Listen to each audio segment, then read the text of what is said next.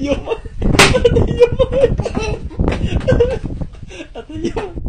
vô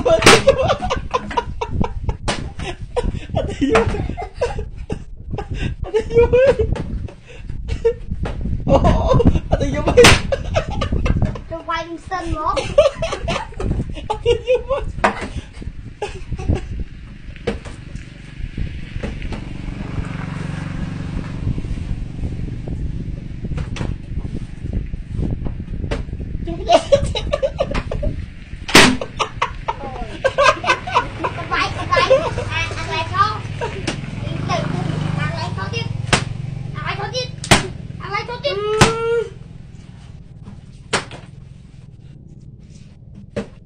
đi mong món việc không mà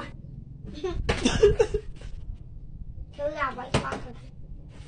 vậy không cần chơi đi hãy cho vai kè khăn bây giờ anh cho vào nè quay kín lắm quay cái thằng rồi quay cái đá thúc phúc phúc là tao nè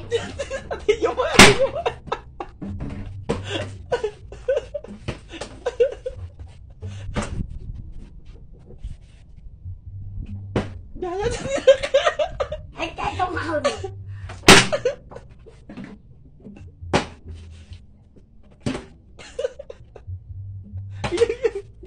tí bỏ lại sao ơi